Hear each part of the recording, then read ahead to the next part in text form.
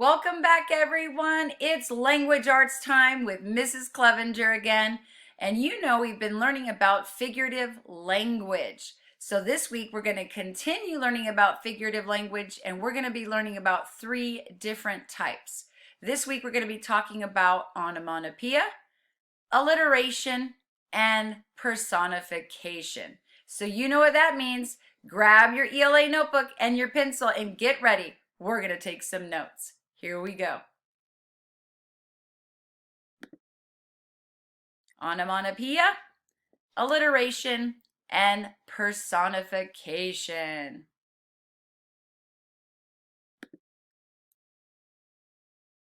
Onomatopoeia. Go ahead and write that one down. What is onomatopoeia? Onomatopoeia is a word that imitates a sound. Onomatopoeia is used to make writing more interesting or exciting or to add action. You often see onomatopoeia in comic books and graphic novels. Kapow! Pause and write that down if you need to. Here are some examples. The birds chirp filled the air with a lovely sound. The word chirp imitates the sound that a bird makes. That's onomatopoeia.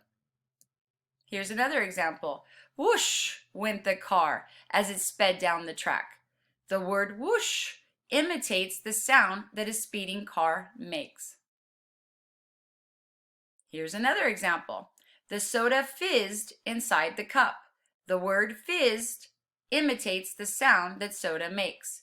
These are examples of onomatopoeia.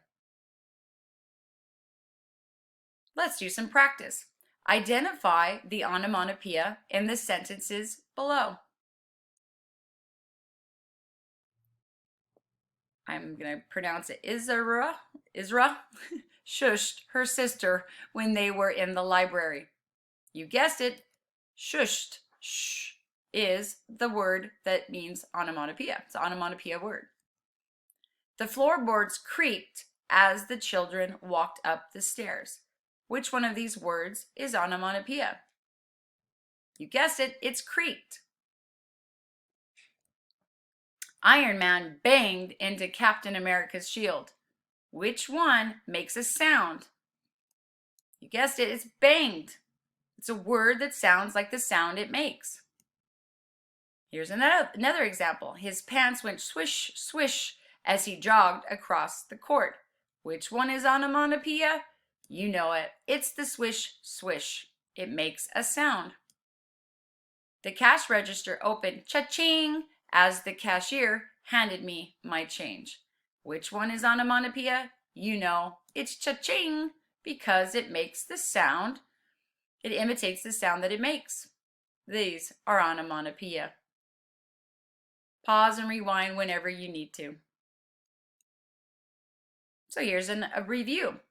What is onomatopoeia? Remember, onomatopoeia are words that sound like the sound it makes. Why is onomatopoeia used? It is used to make writing more fun and to add action. Give an example of onomatopoeia in a sentence. The kettle began to screech when the water started to boil. Okay, get ready. Alliteration time. Write that down.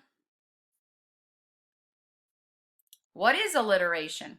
Alliteration is when words that are close to each other in a sentence or phrase have the same beginning sound or letter.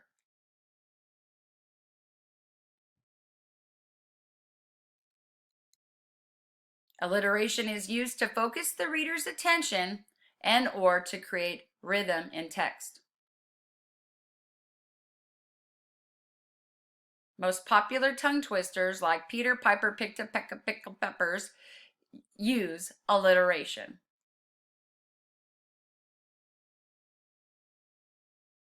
Here's some examples. She keeps her seashells in a big blue bucket. Big blue bucket are repeating the same letters and sounds. This is alliteration. Arturo waved wildly at Warren from across the street.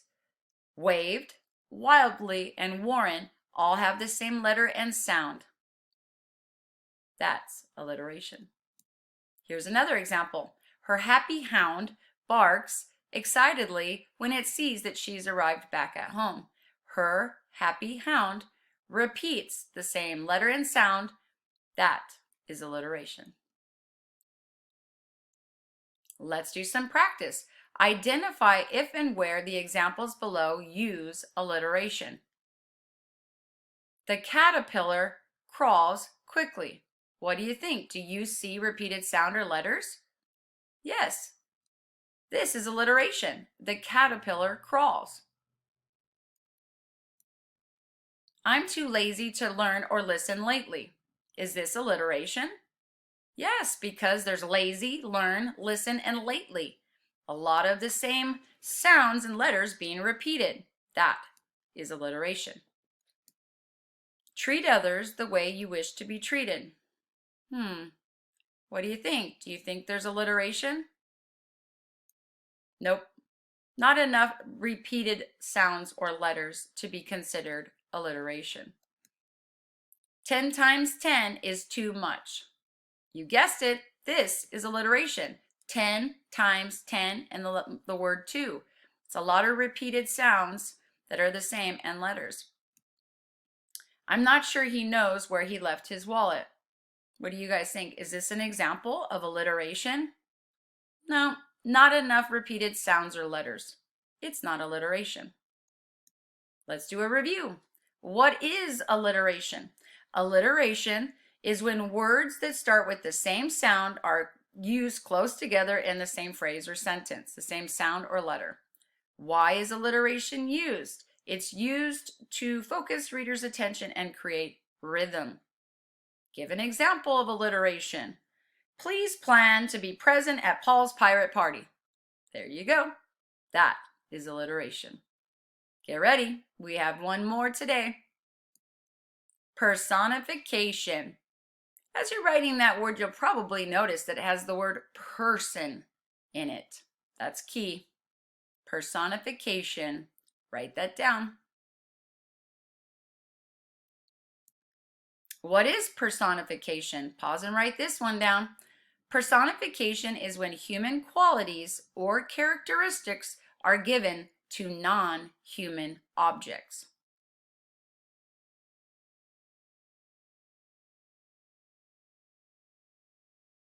Here are some examples. At 6 a.m., my alarm clock screamed at me. Now, this is personification because alarm clocks can't actually scream because they're not alive. They're not a person.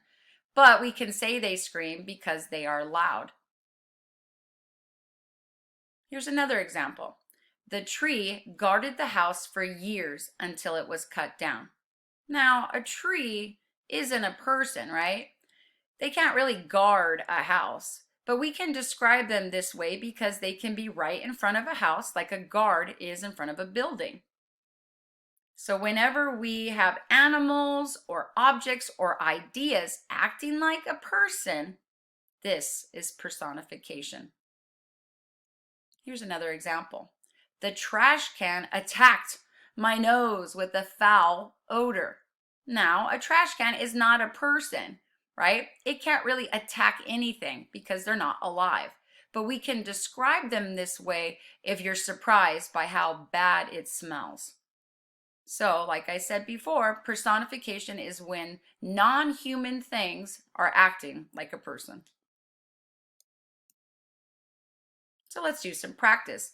Does this sentence contain personification? What object is being given human qualities or characteristics? The sun kissed his bare shoulders as he lounged by the hotel pool. Does this have personification? Is something non-human acting like a person? Yes, the sun, right? The sun can't really kiss his bare shoulders, That is personification. It's a figurative language. His car coughed and smoke came out of the exhaust pipe, so he pulled over. Is there something that's non-human acting like a person? Yes, the car. This is personification. Cars can't actually cough, right? That's something a person does. As she reached for a box of cereal, she saw a mouse out of the corner of her eye. Is this personification? Let's look at it. Is there anything in this sentence that's acting like a person that's non-human? No, this is not an example of personification. The child's tiny shadow walked beside him on the school playground. Is this personification? Is there something non-human acting like a person? Yes, the shadow, right? A shadow can't really walk beside him. This is figurative language. This is personification. Sarah knew that a movie would keep her little brother busy while she helped her dad fix her bike. Is this personification? No, because there's nothing acting like a person. This is not a good example of personification. As he took his nightly jog, he was thankful that the streetlights stood tall along the sidewalk. Is this personification? Yes, because the streetlights stood tall. That is acting like a person. That's personification. Let's do a review. What is personification? Check your notes. Personification is when human qualities are given to animals, objects, or ideas. Give an example of personification in a sentence. The kite danced happily across the sky. That's personification because a kite can't actually dance. It's figurative language. Okay, your turn to practice. So you're going to go on and continue practicing your figurative language slides throughout the week. Have fun practicing onomatopoeia, alliteration, and personification. And I'll see you in the next video. Bye, everyone. Have a great day.